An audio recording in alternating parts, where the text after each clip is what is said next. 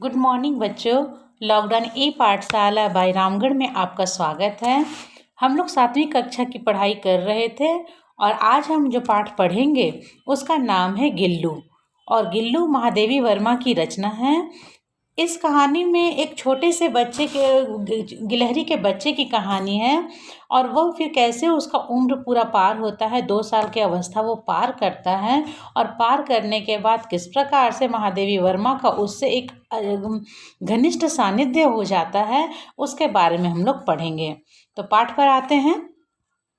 सोनजूही में आज एक पीली कली लगी है। इसे देखकर अनायास ही उस छोटे जीव का स्मरण हो आया जो इस लता की सघन हरी तीमा में छिपकर बैठता था और फिर मेरे निकट पहुंचते ही कंधे पर कूदकर मुझे चौंका देता था। तब मुझे कली की खोज रहती थी, पर आज उस लघु प्राण की खोज है। परंतु वह तो अब तक इस सोनजूही की जड़ में मिट्टी होकर मिल गया होगा। कौन जाने स्वर्णिम कली के बहाने वही मुझे चौंकाने ऊपर आ गया हो। बच्चों, महादेवी वर्मा यहाँ पर जिसकी बात कर रही है वो एक गिलहरी के बच्चे की बात है। और वो बच्चा जब बहुत छोटा था तो उसको फिर गिलहरी को महादेवी वर्मा ने पाला था और पालने के बाद जब उसकी आयु पूरी हो गई और उसकी मृत्यु हो गई तो वहाँ पर वो फूल की जगह उस स्वर्णिम कली के बहाने वह उस मिट्टी को खोजने के लिए जाती थी जहाँ उसे दफनाया गया था। तो आगे बढ़ते हैं। अचानक एक दिन सवेरे कमरे में से बरामदे में आकर मैंने देखा 2 कौवे एक गमले के चारों ओर चोंचों से छुआ छुअवल जैसा खेल खेल रहे हैं। यह काकभुसुंडी भी विचित्र पक्षी हैं। काकभुसुंडी यहाँ पर कौवे को कहा गया है। एक साथ समादरित, अनादरित, अति सम्मानित, अति अवमानित, जैसा कि कौवे के लिए कहा जाता है। यहाँ पर 4 शब्दों का प्रयोग किया गया है। समादरित कि उनको एक समान आदर मिलता है। अनादरित, उनका अनादर भी किया जाता है जब किसी चीज़ में कौवे का काँव काँव करना लोग अशुभ मानते हैं और उसे धुतकारने लगते हैं, भगाने लगते हैं। और फिर होता है अति सम्मानित, किसी के आंगन में बैठ करके कौवा काँव काँव करने लगे तो लोग कहते हैं कि अतिथि आने वाले हैं और कौवे को सम्मान दिया जाता है। और अति अवमानित का अर्थ होता है कि उनकी अवमानना भी की जाती है, उनको हटाया भी जाता है, फटकारा भी जाता है। और जब मैं छोटी थी तो उस समय मैं देखती थी कि ये जब किसी की मृत्यु होती थी, कोई बुजुर्ग की भी मृत्यु होती थी तो कौवों को खाना खिलाया जाता था। अभी भी जो त्यौहार होता है, जो हमारा लोकल त्यौहार है, जितिया कहा जाता है, उसमें भी कौवों को खाना खिलाया जाता है, तो वहाँ उनको सम्मान दिया जाता है। उन्हीं कौवों की बात हो रही है कि एक दिन अचानक सवेरे कमरे से बरामदे में आकर मैंने देखा 2 कौवे गमले के चारों ओर चोंचों से छुआ छुअवल जैसा खेल खेल रहे थे। उन्हें कुछ वहाँ पर मिल गया था जिसके चलते वो दोनों आसपास उस गमले के हो रहे थे। हमारे बेचारे पुरखे ने गरुड़ के रूप में न गरुड़ के रूप में आ सकते हैं, न मयूर न हंस के। उन्हें पितरपक्ष में हमसे कुछ पाने के लिए काक बनकर ही अवतीर्ण होना पड़ता है। अभी मैंने बताया कि जब हम लोग जितिया वगैरह करते हैं तो उसमें क्या होता है कि पितरों को दान करने के लिए, पितरों को खाना खिलाने के लिए कौवों का सहारा लिया जाता है। और ऐसा कहा जाता है कि हमारे पुरखे जो हैं, हमारे पूर्वज जो हैं, वो गरुड़ या हंस बन करके नहीं आते, कौवे बन करके ही आते हैं। तो यहाँ वही बात हो रही है। इतना ही नहीं, हमारे दूरस्थ प्रियजनों को भी अपने आने का मधुर संदेश इनके कर्कश स्वर में ही देना पड़ता है। यहाँ वही बात आ गई कि वो कर्कश स्वर में अपना संदेश देते हैं, काँव काँव करके, कि आपके यहाँ अतिथि आने वाले हैं। दूसरी ओर हम कौवा और काँव काँव करने को अवमानना के अर्थ में ही प्रयुक्त करते हैं। उसका काँव काँव जरा भी पसंद नहीं आता है और हम उसको अवमानना भी करते हैं। मेरे काक पुराण के विवेचन में अचानक बाधा आ पड़ी, क्योंकि गमले और दीवार की संधि में छिपे एक छोटे से जीव पर मेरी दृष्टि रुक गई। क्योंकि जहाँ पर कौवे काँव काँव कर रहे थे और आसपास वो घूम रहे थे, तो वहाँ पर जब लेखिका जाती है तो वो देखती है कि वहाँ पर एक छोटा सा जीव छिपा पड़ा है और उसी को नोचने के लिए कौवे वहाँ पर लगे हुए हैं।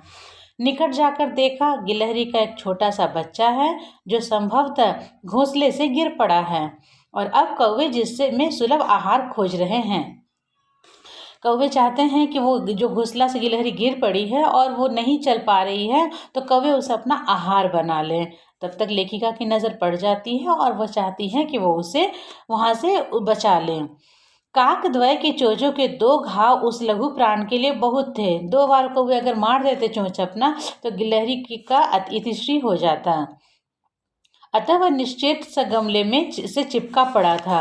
वह वहाँ तक कौवे की नज़र पड़ नहीं पा रही थी और वहाँ तक चोंच पहुँच नहीं पा रही थी, जिसके चलते गिलहरी की जान अभी तक बची हुई थी।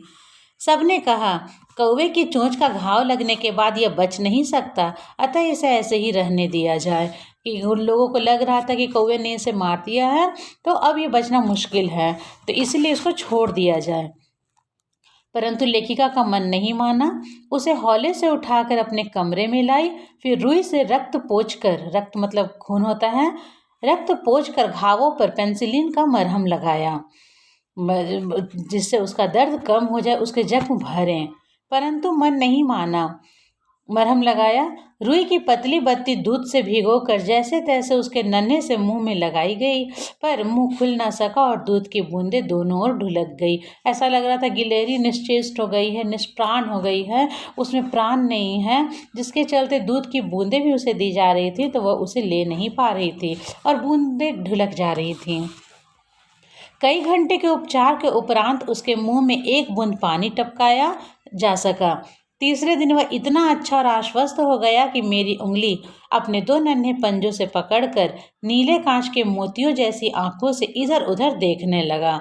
जिसके बचने का की आशा नहीं थी। लोग कह रहे थे कि कौवे की चोट लगने से गिलहरी बच नहीं सकती है, लेकिन महादेवी वर्मा ने उम्मीद का दामन नहीं छोड़ा था।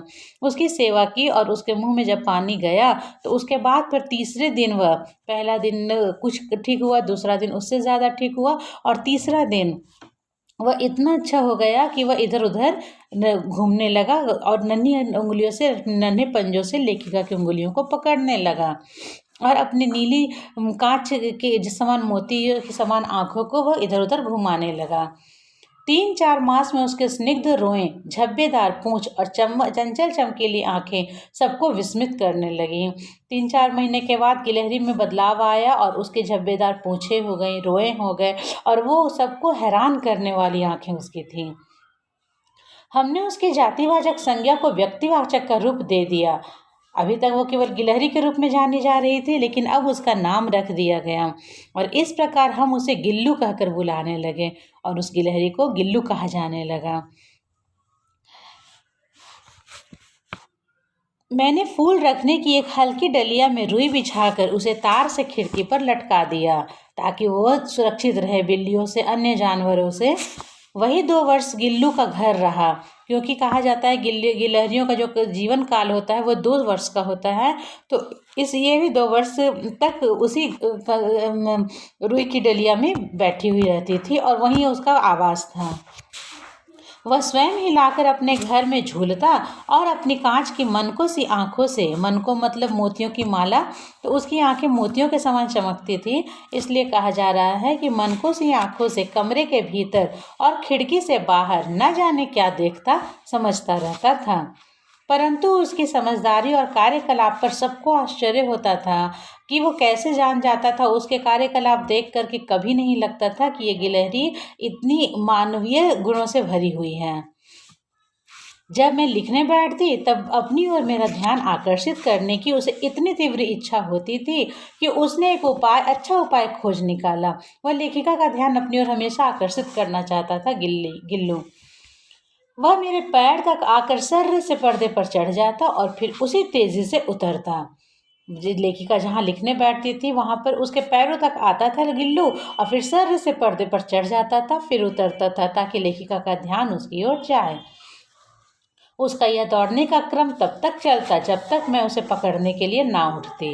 यह उसकी दिनचर्या में शामिल हो गया था, डेली के दिनचर्या में। कभी मैं गिल्लू को पकड़कर एक लंबे लिफाफे में इस प्रकार रख देती कि उसके अगले 2 पंजों और सिर के अतिरिक्त सारा लघुगात लिफाफे के भीतर बंद रहता। इस अद्भुत स्थिति में कभी कभी घंटों मेज पर दीवार के सहारे खड़ा रहकर वह अपनी चमकीली आंखों से मेरा कार्यकलाप देखा करता। इस प्रकार से गिलहरी जी का जो बच्चा था, गिल्लू था, उसका लेखिका से सानिध्य घनिष्ठतम होते जा रहा था, गहरा होते जा रहा था और वह लेखिका के हर भाव को समझ लेता था। कब वो नाराज़ है, कब वो प्रसन्न है, कब उनका ध्यान आकर्षित करना है, गिल्लू को इसकी भली भांति जानकारी होती थी। बच्चों, ये पाठ बड़ा है, इसलिए हम लोग इसको 2 पार्ट में करेंगे।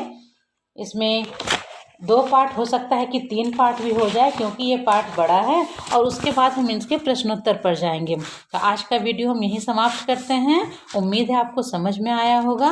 धन्यवाद।